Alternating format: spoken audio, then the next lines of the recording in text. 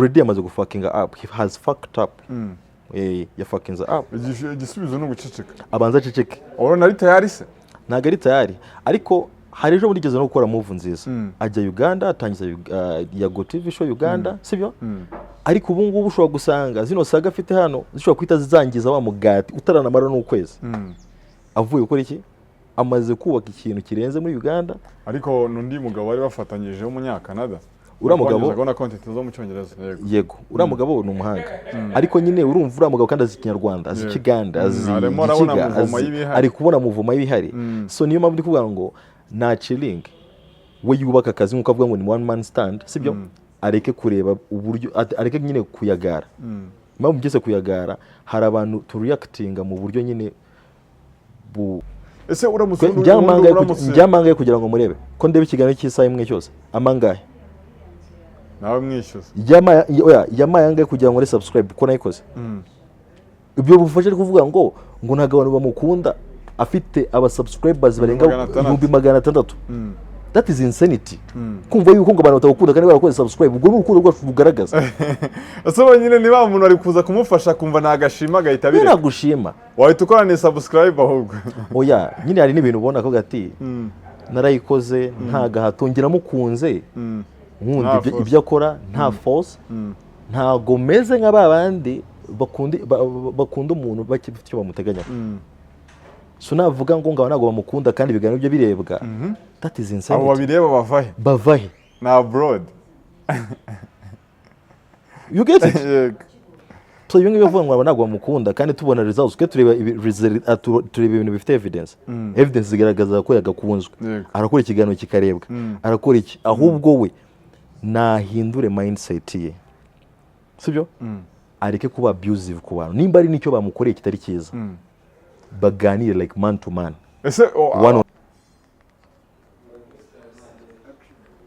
Yes, nizere kumeze fresh, nizere kumeze neza ubudukurikiye uri mu bice bitandukanye.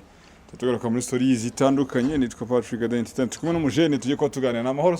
Yes, ni fresh cyane. Meze bite? Ndakomeye. Icyo kibazo cyawe nakorara kibamo? Oya. Nago ndabona ayo mahirwe. Nago namaze kurara ujyamo. Ubona gutajya gutera. Wenda wasanga hari umunsi runaka wenda ushaka kuzagira. Ariko ifa kuba biri like positive in a good way, not in a offensive way. Hari abantu benshi bagira amahirwe yo kwicara cyangwa se no guhura cyangwa se no kuganira muri nuza public cyane, bakaba public figures, ariko ugasanga they are using it poorly mu buryo butari nyine productive. Yego, bukaba buri productive ariko buri productive ku ruhande rumwe. Yego, yego ngubwo however much I may sound may be good, I want it in the positive way.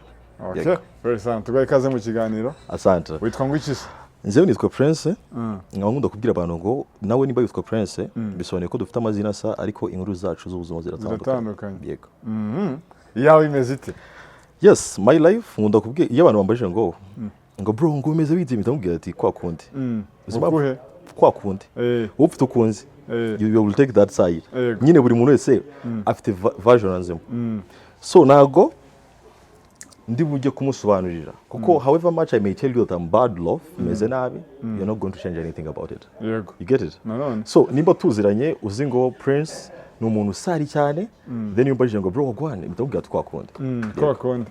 Akirahinduka. Nahura n'umuntu undi nawe maybe anzi ndi mu bintu wenda bijyanye na media, yatamubwira ati bro meze bite yawe twakundi. Yego. Tuva uruhande rwose umuntu akuzimo nyine nuko. You get it now. Nimba nzi gutya, remain that version. Yego. I don't prove people.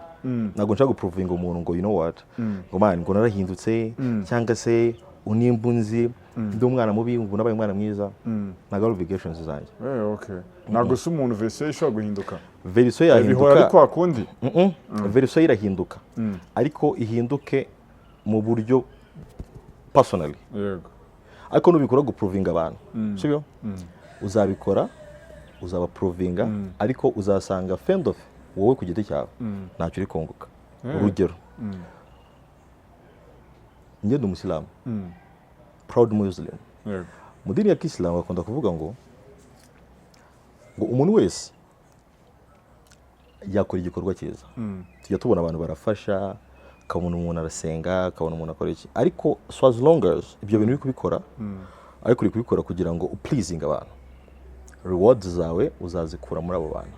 Ariko if you're doing something for God's sake, you get rewards zawe hano n'ubundi Imana itishyiriraho inuza imiyaga, ibintu bikagenda neza, sometimes ukanakundwa, sometimes ukana generating a positive energy, ariko wanapfa kuri wa munzani wawe ibyo byiza ukazabihasanga. Ariko iyo ukoze ikintu kugira ngo proving abantu, my dear, you will prove them, ariko imbere y'Imana you have no reward. Abantu subona batita ku bantu kuruta Imana. Yego, niyo mpamvu ngubwiye ngo to me I don't. Yes. Yago muzi ute? Niko akunde? Yago, yes, muzi ko akundi, ahubwo nuko ari kunsurprisinga cyane. Yego. Ari kunsurprisinga agakora ibintu mu buryo bwiza, ariko agatana, akagira atana. Ahubwo nkibaza abantu benshi nka mwenda muba muri media houses nyinshi zitandukanye, nago mugira abantu babagira inama cyangwa se abantu mubaza mbere yuko mujya kwa addressing ikintu, cyane cyane ko mufite ama platform agiye komeye. Ahubwo se ubwo ibyo ngibyo wenda sinzi ngo nabisubiza gute, ahubwo nabisubiza ngo baza ikindi kibazo. Yego. Social media nibyo zateye imbere, ariko zigira izihe ngaruka mbi? Kuko umuntu afite Instagram ye, nta muntu ayibuze kugisha inama, araza guhita ajya kuri live. Yego. Umuntu afite YouTube channel yaraza guhita recording ikiganiro ashyireho. Umuntu afite TikTok araza guhita ajya kuri live. Izo social media zabaye nyinshi, nizituma nyine abantu ahubwo batagishaka abantu bagira inama. Social media ni ikintu kigari, sibyo? Commercial mu buryo bw'ubucuruzi, sibyo? No mu buryo bwo kugira ngo twige, education, hari no mu buryo bwa entertainment, sibyo? So you may entertain people, urumva, ariko uvuga ati abandi ku entertaininga, nanjye nishime kuko ari hobby yanjye, ushaka kuba umukomediye ufite n'akandi kazi, ariko wakora izo comedy zawe ukishima ukumva uraruhutse like a hobby. Hari n'igihe umuntu ashobora kuba yarize wenda ari nk'umumenta, tujya tubabona, hari nabo nk'ubu mugabo witwa Apotre Mutabazi, njye namwita njye mufata nk'umumenta, ni umuntu wanditse ibitabo, so iyo agije muri media platforms yayo bamuhamagaye ku bitangazamakuru bigiye bitandukanye, agenda atanga facts zigiye zitandukanye kandi wenda in a positive way. So ubwo tugiye mubwire. So ugasanga nyine wowe usuba naguhereye kuri no case y'umunsi arone. Nago nshaka guhera uyu munsi kuri case y'aka kanya, kuko hari abantu benshi bashobora gushaka gufatirana saga so that they can brand themselves. So nimba wenda navuga ati ngiye kuganira wenda kuri Yago, ndashaka tubane turebe ngo what is the positive thing and how is he reigning the positive thing. Nawe niko avuga ko nakoze ibyiza byinshi kucyatari byo. Aho niho rero ndi gushaka kwereka ngo he does positive things, good things, akora ibintu byiza, aranashoboye, ariko he's reigning it. So he needs, akeneye abantu, sibyo, ngo niba mutererane cyane, kuko ashobora kuba afite mental illness runaka, so akeneye abantu cyane kurusha uko. So ugasanga nyine wowe usuba naguhereye kuri no case y'umunsi arone. Nago nshaka guhera uyu munsi kuri case y'aka kanya, kuko hari abantu benshi bashobora gushaka gufatirana saga so that they can brand themselves. So nimba wenda navuga ati ngiye kuganira wenda kuri Yago, ndashaka tubane turebe ngo what is the positive thing and how is he reigning the positive thing. Nawe niko avuga ko nakoze ibyiza byinshi kucyatari byo. Aho niho rero ndi gushaka kwereka ngo he does positive things, good things, akora ibintu byiza, aranashoboye, ariko he's reigning it. So he needs, akeneye abantu, sibyo, ngo niba mutererane cyane, kuko ashobora kuba afite mental illness runaka, so akeneye abantu cyane kurusha uko mbere yarabakeneye. Kuko iyo umuntu ari gutana yari umwana wawe, nago umuterera iyo. So you have to be like near, ahubwo nuze mutera maybe something. So I can say this, Yago twibuka kuri TV10 agikorayo he was a good presenter, a young presenter wakoraga ibintu bya fresh agira kuvuga yuko agiye gutangira brand ye ya Go TV show irakora iraboostinga nigeze was it 2018 igihe uyu mugabo wamwitanda this guy radio aza kwitaba Imana rest in peace to that guy amaze kwitaba Imana hari ikintu namaze kubona yuko yaguhada talent kuko yaje gukora cyangwa kumwimitating aza kumayiminga indirimbo ndabyibuka n'icyo gihe na Ancoste yigeze kuririmba icyo gihe hari habura n'iminsi mike ngo Seka Live ya 2018 bi urumva so ndavuga ati nibwo nahise mbona yuko the guy can sing icyo gihe so I never knew that the guy can sing or could sing 2018 mbona ni byiza ariko gato wenda mu cyumviro gato komeza gusubira igihangano cy'umuntu no kuririmba icyawe biratandukanye yego ni wabara mwibeshyeho nago njyewe icyo naribonye nge nabonye yuko azi kuririmba kurumva iyo niba bari gucuranga piano ukagenda muri beat bisobanuye yuko waririmba sibyo so ahubwo composing kandi most musicians they don't actually nuza nago musician benshi nago biyandikira benshi cyane cyane yego so kuba yaramayiminze akabikora fresh byari bibi ahubwo ikibi nuko atari kubikora neza ahubwo yabigenzemo neza ahubwo bita bituma nanjye mvuga ati this guy yabikora ameze neza so uko iminsi yakomeje kwicuma ya Go TV show irakura twese turayibona ari no mu bantu baboostinze mu kanya gato kabisa on YouTube ko we yari yarubatse brand ye as a person sibyo none agaruka kuvuga ati none we shinze media platform yagize benshi afasha nkuko abivuga sibyo ahubwo aka kanya njyewe ikintu ndibuvugeho ni ikintu kimwe ari cyo yakoze mikosa aka kanya hari icyo bita hari ikibazo twebwe abantu tugomba kumenya being a public figure ntabwo bisobanuye ngo ibintu byawe bibe public no niryo kosa abantu dukora being a media personality ntabwo bisobanuye ngo opinion yawe buri munsi ngigomba kuba positive no ntabwo icyo bisobanuye ahubwo hari abantu benshi bamaze kuba public figures ariko bumva yuko batagomba gukora iki gukeburwa cyangwa se kubwirwa so the problem ni byagiranye ikibazo n'umukobwa bigaragara ko bafitanye like umubano wihariye besides kuba the Bijou tumuzi as a maybe a model Instagram personality yego afite nyash kandi amanyashori actually yes nkunda nyash zimeze kuri yes zinkorano zirango ni inkorano ntago njye banite ngo ni inkorano kuko nanjye uramutse mbonye gutyo ukareba chest yanjye ntago amenya ngo I do these testosterones ntago amenya ko nzikoresha so kandi hari abantu bazikoresha ntago nzikoresha ariko hari abonzi bazikoresha sibyo so iyo twege muryo kuba attractive kuri wowe ntago yitaye kumenya behind the scene guma kureba ibihari sibyo the finished product ntago iyo process yindi ikeneye ntago nshaka kuyimenya yes ndashireba icyo uri kuma ko ngiye nubundi I want you for then ntago nshaka for maybe so bigera ko bari bafitanye umubano wabo wihariye no mwitangazo cyangwa se kirego yatanze kuri Jibo yavuzemo umwaka n'amezi ane so icyo ngira navuga rero nabonye aka video kamwe kaka audio kwa kundi ira audio sinzi nimba warayibonye ira audio n'umuntu wagiye kuyifungura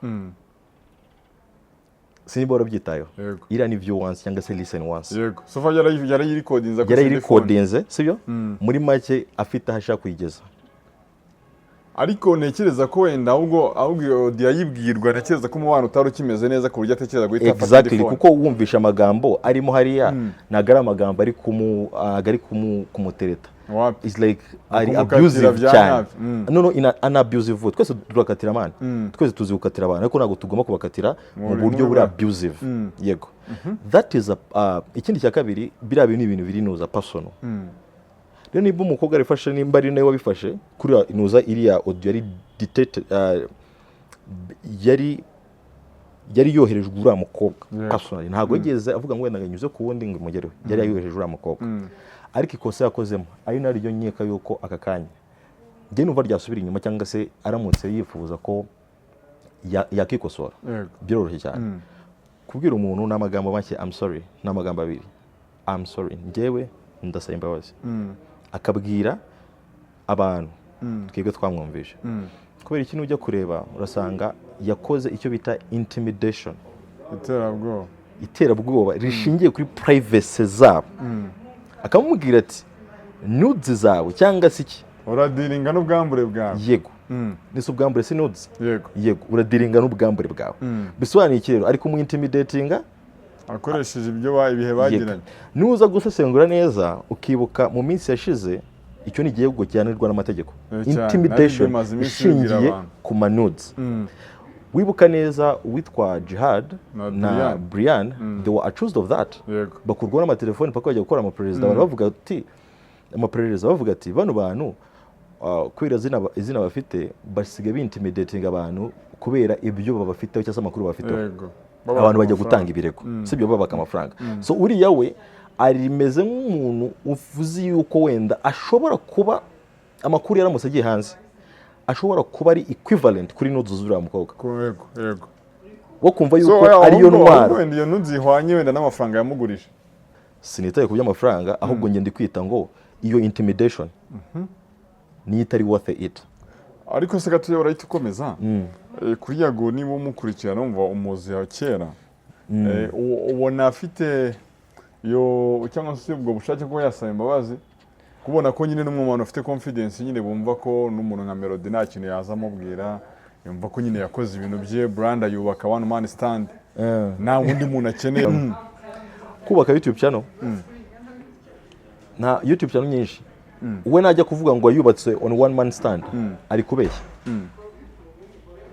kucyuwa mamagaye yadukoranye nese ubwo uruvuri one man stand oya none nese yigeze yicara kuri pano ari wenyine akora ikiganiro cyangwa hostinze abantu n'ibintu ari kwitwaza ngo I gave them money for transport naga ari ubuntu babagamo none se we ntago yacuruzaga ese ntago yamamaza so it means ahubwo bishobora kuba we nubwo atabivuga bishobora kuba biri mu byo bumvikanye ko njye ushobora kumamaga ukambwira ati bro nyene ikiganiro nawe ngahita mubwira ati njye bitewe n'ibyo ndimo sibyo wowe banza unyereze transport ko ngira ngo ndi buve muri gahunda zanjye ngo nze muri gahunda zawe without any money sibyo ushobora kumuntu ashobora kweza transport atari uko wabigize mu ruhare wowe ahubwo wari kujya gaining profit ahubwo nshobora no kubikubwira nkabigusaba nkabwira ati I'm going to come ngwe interview ariko you are going to sort my bills nimba turi bugirana amasaha 2 sibyo njye amasaha 2 at least nagakuye wenda nkoze ikintu kiri equivalent kuri 5 yego itike inkura wenda ahantu mba wenda mba mu Biryogo sibyo kugera hano ni 2,000 ubwo urumva uraho ku gaciro nimba uvuga ngo ugiye kumbrandinga uri kumbrandinga kubera ko ndi brand ndi kugenda hari abantu nagari buri muntu wese yahaga ikiganiro aha uzima nese nagari buri muntu wese njye recently nigeze kumwandikira yego ndamubwira ati bro I actually need to have a meeting with you hari proposal nshaka njye nshaka ko umuntu kumusaba nuza deal ntago mubwira icyo mushakira ahubwo binsaba yuko tujya guhura yego kugira ngo nsobanurire ibintu nkuko mbyifuza ntago nabikwandikira kuri telefone ko nshobora no kuguha igitekerezo cyanjye ukahita ukiba yego wundi ubushobozi cyangwa se undusha yego agahita kimplement yego ariko ni umuntu ushoboye mu byo arimo ahubwo icyo gihe byagenze gute we narabonanye ntago twabonanye naramwandikiye ahita nsubiza ku kanya amaze kunsubiza nimba nibuka neza sinibuka niba naramwatsa appointment ariko nuko we need to go astray ntago twagiye kuri yego ariko ntago nanjye menya ntari ndi tayari cyane niko kundi uvuga ati let me kaneribuye ndebe nimba wenda the guy is there ariko byonyine yaransubije ako kanya with no minutes nibwagara yuko he's approachable umuntu yakorana nawe sibyo bibaye ngombwa ahubwo icyo ndi kuvuga nareke kumesa amaze kumesa imyenda y'umweru nareke kuyanika mutaka icyizere yatakarijwe ubona cyagaruka yes ahubwo biramusaba imbaraga nyinshi sufa uhereye imbere ntago wamugane bitangiriye umunsi imbere kuri ya majwi za Trisamu n'ibiki gutera inda uyu munsi none Dabiju sutereri twose tutudeshi ariko nanone ikindi kintu nshaka kubwira abanyarwanda banabyumve abanyarwanda nimba warankunze wenda nkora kuri televiziyo cyangwa se kuri radio sibyo wankundiye ibyo ariko nanjye mfite ubuzima bwanjye bwite sibyo kandi abantu bazakoresha imbaraga zose kugira ngo mu gihe nanjye nabahemukiye behind the scene bo bazakoresha imbaraga nabo bafite mu bushobozi bwabo buke kunyangiza cyangwa se gukora nuza icyo nakwita nko kwiyishyura umuntu akavuga ati Yago afite izina kanjye gukora iki kuryangiza kubera ko nawe ashobora kuba ari ibyo yamuhemukiyeho kumva byose birashoboka so aka kanya icyo njye namubwira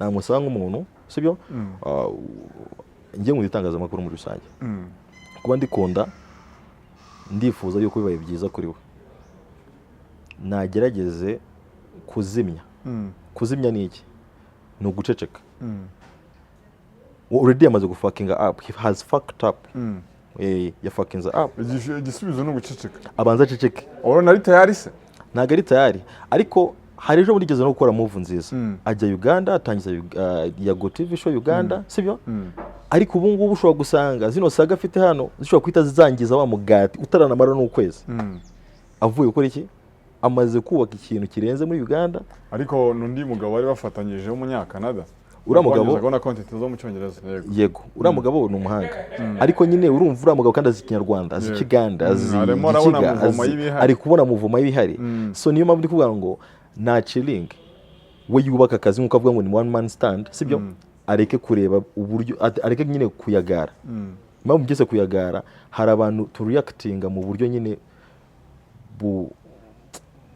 bwa gisazi yego ibyo gufungwa abantu bavuga bati atagenze gake byakisanga amaboko ataraye obvious niko nawe ubibona niko hano mbibona abantu hano benshi basigaye dukora amakosa hano mu Rwanda kandi nabikubwira hano mu Rwanda umuntu aba careless ku giti cye akumva ko ngo ribi igomba kugenda ngakora iki ikamwitaho sibyo ngo ngiye ngo ubutabera buzamfasha buzagufasha ariko se ukoze iki kugira ngo nawe wifashe before yego so tinshaza kubijyamo cyane ibyaribu cyane ariko most of the times ibintu bifungisha abantu kenshi naga ari ibintu ntago tugikubita abantu ahubwo dusigaye dukomeretsa abantu mentally kandi abantu benshi bafite depressions nyinshi so we have to care about what comes from our mouth ibintu biva mu kanwa kacu tukareba ngo biri butange effect meze gute yego nawe ubona ari mu bayifite depression yarayifite impamvu ayifite sinzi urwego iriho kuko urabizi depression igira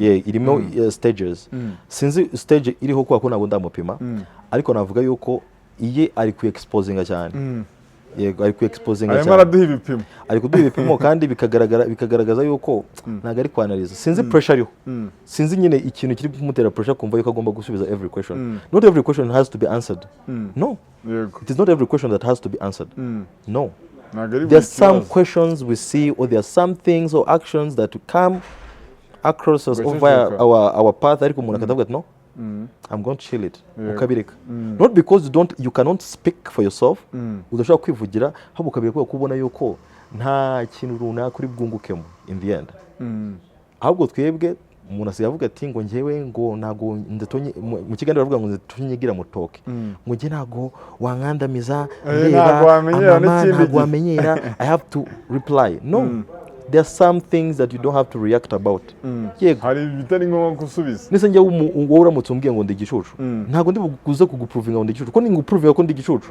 uretse ubona ko already koko ndi igicucu kuko uzareba abantu benshi bafite ubumuga bwo mu mutwe sibyo iyo ubwiye ngo ndi umusazi akubwira ko atari umusazi kandi sometimes ari wowe musazi kandi sometimes hari na paperwork nyinshi zagiye zikorwa zifilinga zigaragaza yuko uwo muntu koko afite ubumuga bwo mu mutwe ariko azaguprovinga ko atari we so most of the times bibe better ku bantu yuko they don't have to react kuri buri kintu cyose yego none se kuvuga ngo abantu baranyaga kwishimira ko abantu bakwanga nta muntu ugukunda showbiz ari umwanda witandukanyije nayo si sign za depression wa mugani icyambere we is it a must to like him not kabisa ariko se Yesu utarakoze icyaha ni bamwanze njyewe wenda kangwereka urugero ngiye kuguha examples nyinshi kandi nakuye ko ndi umusilamu yego ndakuha urugero rwa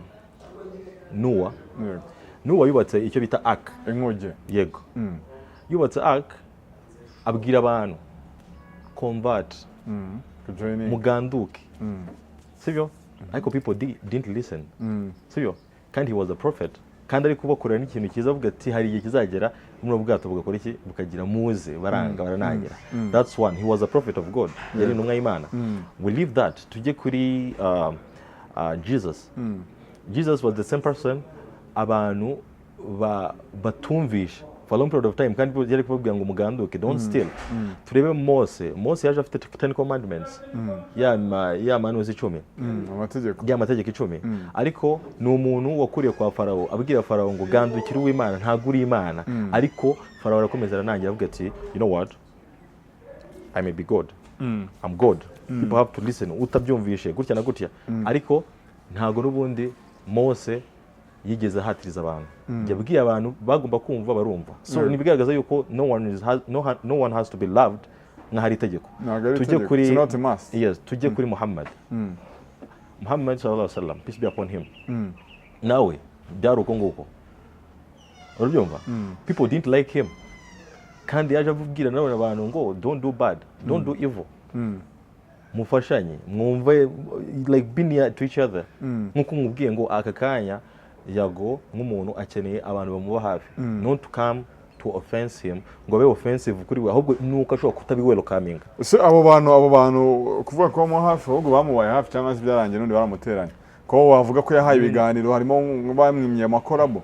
Ese byishwe nuko yavuye mu nyamakuru akaza gukora umuziki? Ntago ari itegeko guhabwa collabo, ahubwo we kora ibigomba gutuma uhabwa iyo collabo. No, ahubwo si itegeko ko umuntu wagire neza nawe kwitura ngo uvuge ngo nabahaye ibiganiro nanjye bwo ngiye mu muziki bazamfasha. Uri muri point ni handi nakubwiye ngo tugarutse nakubwiye ngo abantu benshi dufasha abantu ariko duteganya ngo bazatwishyura in return. Nakubwiye ati nushaka abantu ko bazakwishyura cyangwa se ngo bakubone icyo bita showing off, urumva ukabikora kugira ngo utangaze abantu bazakubona uzabafasha ariko don't expect something in return. Ariko nukora ikintu kubera Imana ishobora kudahabara abantu ubwenge n'ubushobozi bwo kuza ngo bagushyigikire ariko Imana ikanyuza mu bundi buryo n'ubundi ugatera imbere. Yego, so ntago nshaka ko abifata mu buryo butari bwiza, ahubwo nafashanye n'abantu bashaka kumufasha ariko kubera ko afite ideology itari nziza yo kumva yuko abantu batamukunda n'umuntu ufite igitekerezo cyo kumufasha nawe aratekereza akavuga se ko n'ubundi the guy azi ko ndi hypocrite, ndi negative ninjyayo ari itagira ngo nashatse gutaking advantage. Yes, you get it? Yego, there are some people who are willing to help ariko they atabivamo kubera ko nyine abona kubera ko abona replies reactions z'uyu mugabo wari kuvuga ngo nta muntu n'umwe umukunda. You get it? Yego, n'uwari ufite iyo will yo kujya kumufasha uvuga ko nta muntu umukunda, we amaze kwideclare yuko nta muntu umukunda. So what else? So afite amahirwe menshi yo kubasubiza ibintu inyuma. Bigira ingaruka ku kazi ke? Bigira ingaruka nyinshi kuko following nyinshi abantu iyo babona uri kuvuga ibintu bitari guhura n'ibyo bamenyereje bayita bagusoma mu mutwe bakuvaho. Ntago bashobora kutakuva ko mutere ahubwo baza no kukureba bakaza baje gushaka amakosa, ahubwo nibarebe ibyiza wari ufite kandi sometimes ubona bifite no kubigaragaza, ahubwo bo bari bubuze n'ubundi follow up barebe nkuko asanzwe arebwa ariko baze baje gushaka amakosa utudefu. Yego, ese siko umuntu ateze aremye ko abantu nyine bita ku bibi kenshi. Oya, kangubwiza ukuri kuko ntekereza ko ibibi yakoze si byinshi kurusha ibyiza yakoze. Abantu benshi bareba ibibi sibyo ariko nucunga cyane. Nese kuki byijeje ubundi atangiye kuvuga ngo abantu ntago bamufasha, kuki ari bwo abantu batangiye no kubumbona yuko it is not a must to be helped bro. Yes, akanya ndagura urugero rumwe. Papa wawe nimba arakureze akaguha minerivare ukaba warangije kwiga, ni nkaho yakweretse yuko wowe ugomba kumufasha aka kanya ko agezaho adashoboye. Yes, agukeneye. Noneho wowe wenda sometimes bimwe no kujya gukora imirimo y'amaboko mu gihe ufite n'izo opportunity zo kuyikora ukumva yuko daddy wawe ari entitled, ari inshingano zo gukomeza gukomeza mpaka. Yes, kandi hari ibyo yakoze hari ibyo yakoze runaka yagukoreye utishyura. Daddy w'umuntu ubwenge atangiye gutereta umugore bazabyanjaze mama w'umuntu.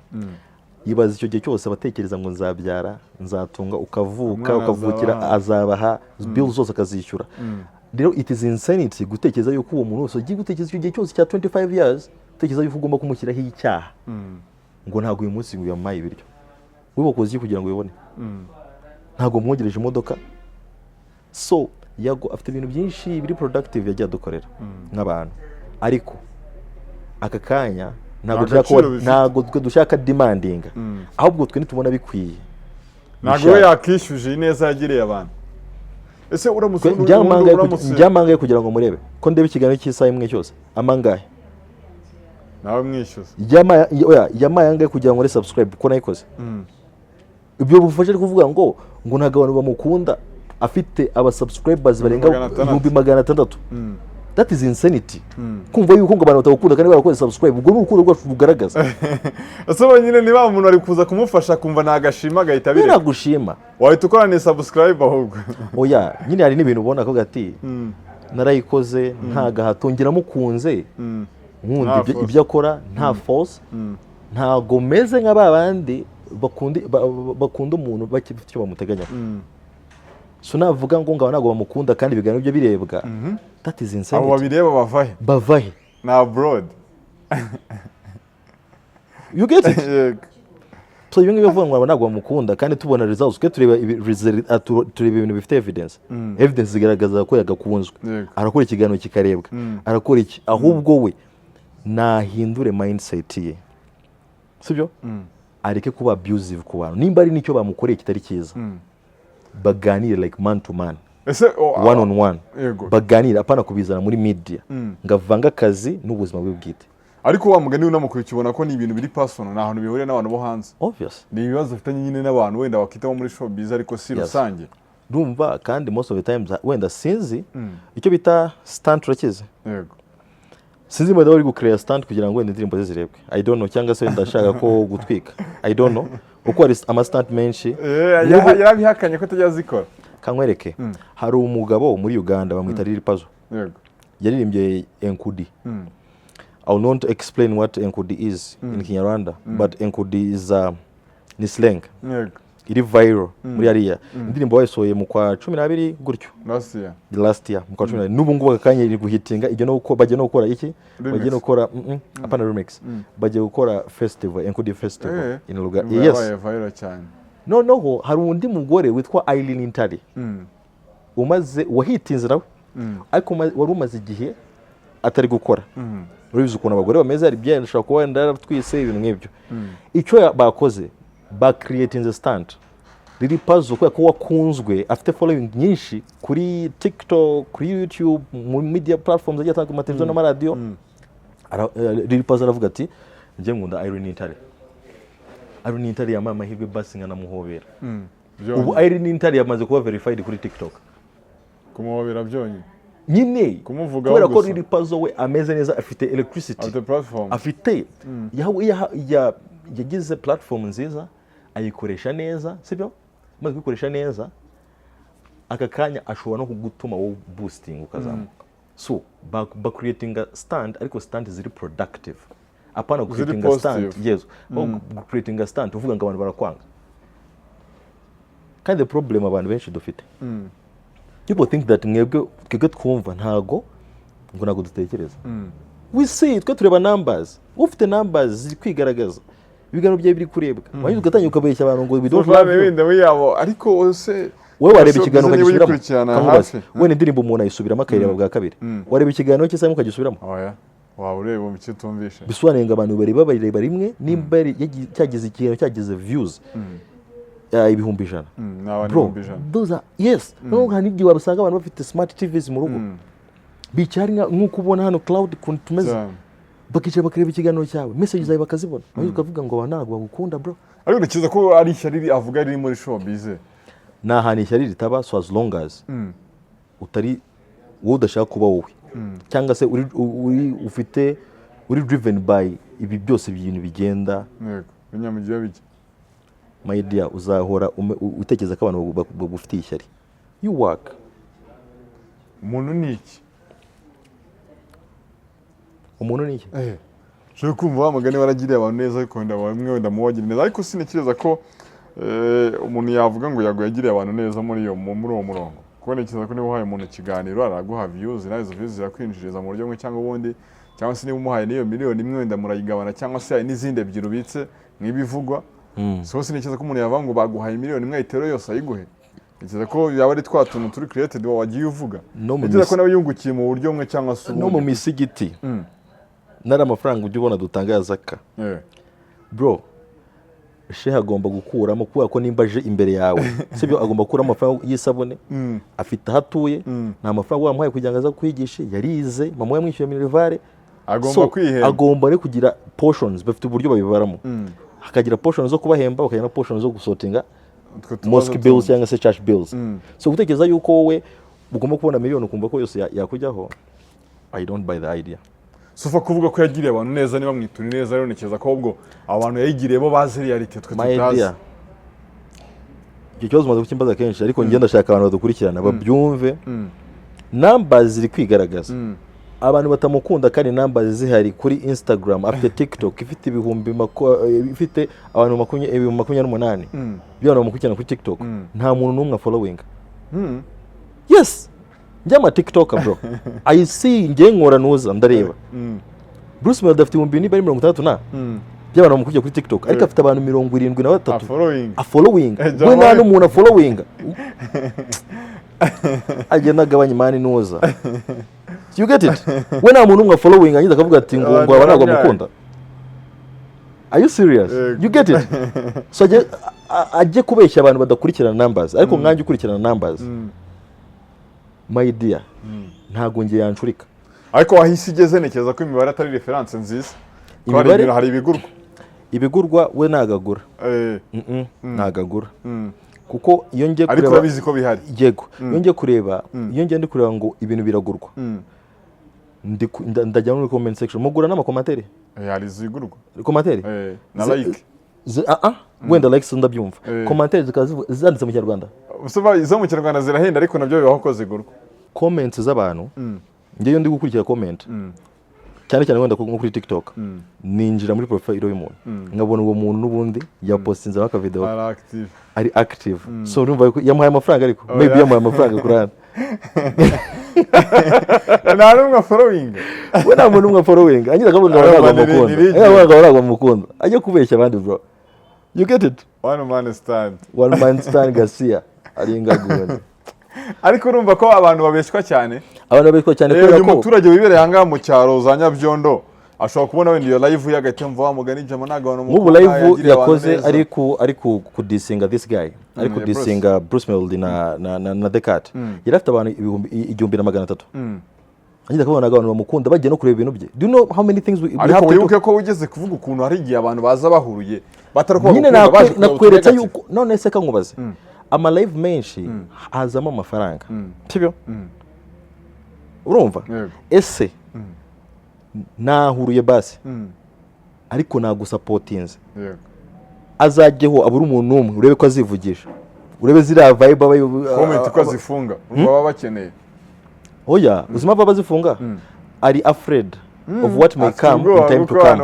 Yuko bashobora kumuha umuntu ashobora commenting ukuntu akamukomeretsa tureke no kumukomeretsa akavuga ikintu kikamutriggering akahita avuga icyo atapanze kuvuga yego so abayirinda ivyo bintu urumva ko kantu ko wenda ko ameze neza nimba yiyizi nge nabonye ari umuntu wenda uriactinga cyane sibyo rero niba umuntu uriactinga byatari agafuka comment section kugira ngo abantu niba commenting na kantu keza afite umuntu yasubiza akamusubiza ibintu bibi cyane ugasanga byari muvuga ngo ngazafungwa bikabiyete bituma unafungwa kuko ni ibintu biri live abantu 1300 na abantu benshi na abantu batanga ubwabwo n'ubuhamya yego bwa ko tumuntu kandi social media ni uruhame ndiko abantu baba recording yego so ibyo byo kuvuga ngo abantu nagwa mukunda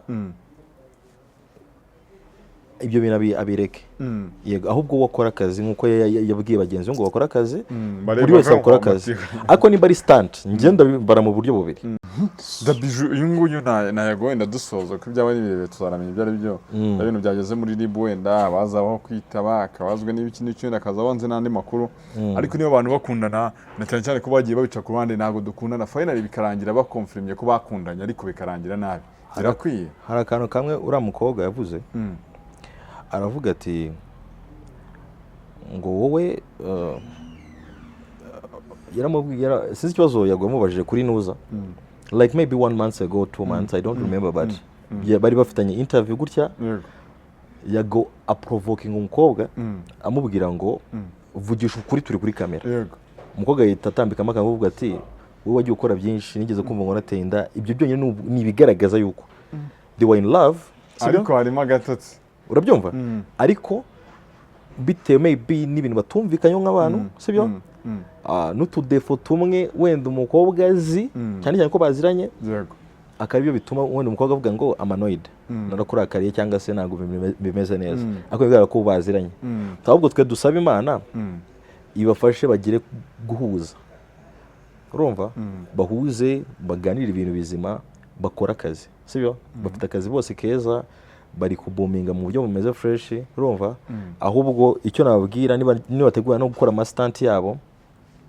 bakuremo amagambo ari abusive cyane cyane yuko urubyiruko rwinshi rw'abana bacu bakoresha imbuga nkoranyambaga. I'm having 2 kids actually so and my little kids maybe bashobora kureba kuri noza ugasanga barahandura yego ugasanga umuntu amubwira ati wowe umeze gutya na gutya you get so byose niyo nama njye namugira nk'umuntu amubwira ati kandi agire nabano bantu bonde kuvuga aba media personalities benshi n'abahanzi muri rusange n'abandi bantu bagiye batandukanye ngabagira inama yuko bagomba kuzajya bagira aba advisors cyane cyane iyo umaze kuba brand nini ugomba kugira team nini nkuko namwe team yanyu urabona ko ari nini umwe ari kuranga umwe agiye gukora ikintu murabanza mukakiganiraho gutyo so n'abandi bantu baguriyetinga team nini cyane kugira ngo at least kajya n'aba spokesperson yego igihe hari ibintu bitari ngombwa akaba bizi ko akari ugomba kuvuga uzi impamvu ribu buri mukozi wose muri ribu adashobora kuvugira ribu uzi impamvu muri polisi uzi impamvu